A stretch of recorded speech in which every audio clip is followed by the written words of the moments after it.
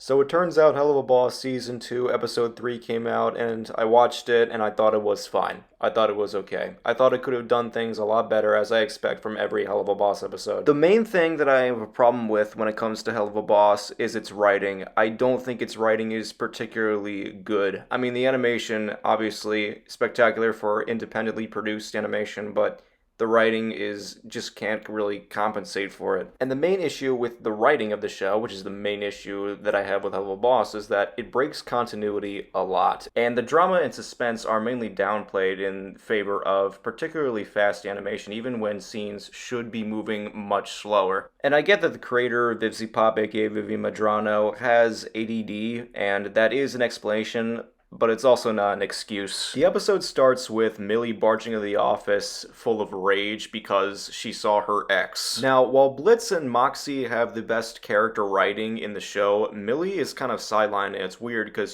she's one of the main trio. Even Luna has more writing going on than her. The reason I say this is because that's the only thing Millie has got going on this episode. That's pretty much her only drama in this. I mean, aside from whatever Moxie's drama is, because Millie's drama is Moxie's drama, and there's literally no nuance or any distinguishing things that make her, sort of like make it her own drama, like weave it into something that impacts her. It just doesn't. She's just there for Moxie, that's it. We see Blitz talking to a client who is later revealed to be Moxie's dad, played by the same actor who plays Moxie, Richard Stephen Horvitz. It's nice to see him playing two characters at once in this episode. He's a very talented voice actor. I mean, what do you expect from the guy who plays Zim? He invites the entirety of IMP over to his place that's over in the Greed Ring for some special business contract or something. This is the first time we ever get to see Lululand again, and it makes me wonder, if it's under construction, why is the mascot still there? Is he just trying to get hard on some construction bullshit? I don't even know. So then we meet Moxie's father, who is in the Greed Ring, which makes me question if Moxie was born in greed, because in episode 5 of season 1, he said he was born in wrath. I was born here too.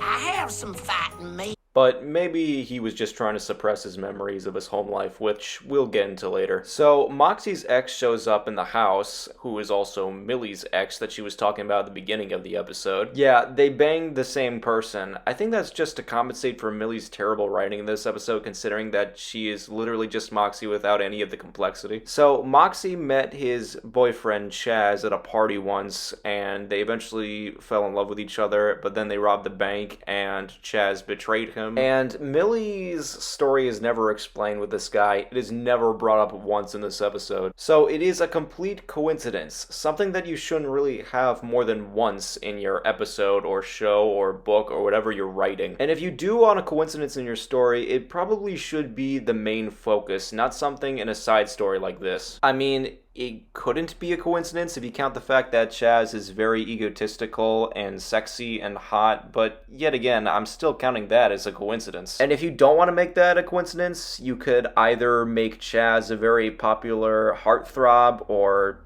someone who is very conventionally attractive, or you could probably maybe add some fate or destiny into the writing somewhere.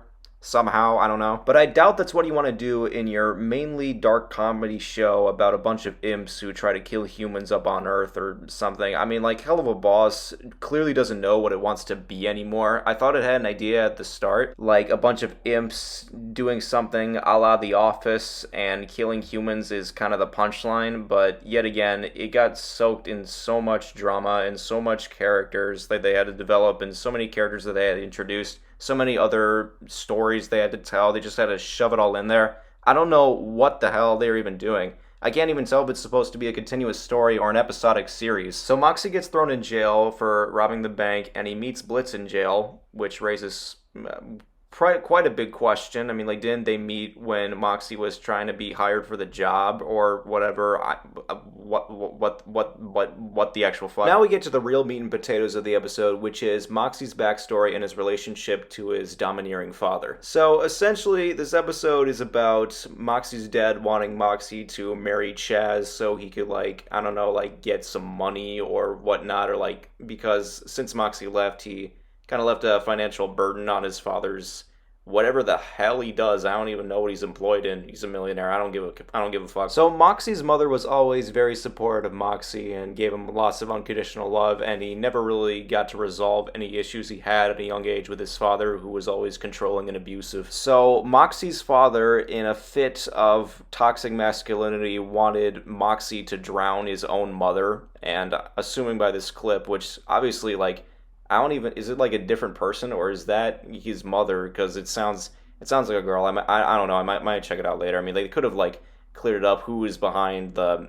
mask, if you'll forgive my reference humor. So yeah, Moxie's mom died simply because I guess she was like getting in her husband's way and wanting some control in the relationship, which is yeah, I mean, like, geez, do we have to do like the whole toxic masculinity story? Like, how many times are we gonna do this? I feel like it's just like a popular trope at this point. I mean, like, when are we gonna like see something new? I mean, like, take Puss in Boots 2, for instance. Now, the reason I and many others like me consider it to be a miracle film is because it's able to show the positive side of masculinity, which is something so rare in media, it seems. The whole toxic masculinity thing and how to avoid toxic masculinity has just been done so many times in media to the point where it doesn't even feel special to this series or this episode in particular. So after Chaz fails to coerce Moxie into having sex with him, but does succeed in coercing Blitz to have sex with him, Moxie puts on his big boy pants and says to his father that he's not going to go through with the marriage, and his father does not take too kindly to that. Kinda pathetic that Moxie's father doesn't really manipulate his son again into going through with the marriage or threatening Millie's life or something and just physically forcing him like it's some sort of cartoon. I mean, it kind of is, but I mean, like, we were going through so much psychological shit already with the father and son relationship in this episode, so it wouldn't be too out of place if they wanted to do some more psychological tricks with their villain. By the way, Blitz tries to find some more information about Chaz, but Chaz locks him in his trunk because he found a list that said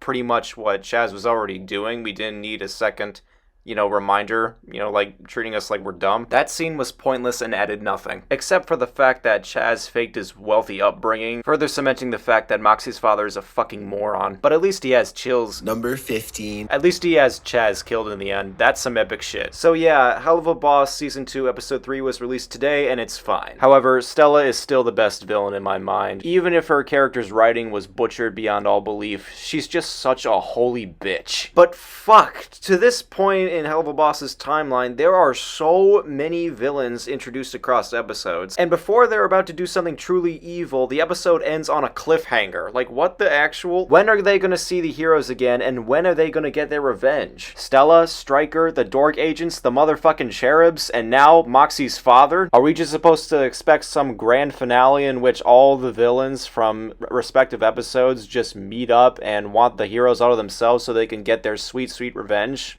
What the fuck is gonna happen? I'm so confused why the writers just try to bail out at the last second, but I'm also actually genuinely curious. These writers do have talent. I want to see what they can do with all these villains just like not getting any extra screen time as of right now. So yeah, I might be wrong about my opinions. I know there's many fans of Helluva Boss, and they might attack me for, saying that this episode sucks, but I'm just gonna get out anyway. I'm willing to take the anti-ego route and say the average piece of junk is probably more meaningful than my criticism designating it so. So that's all for today. See ya.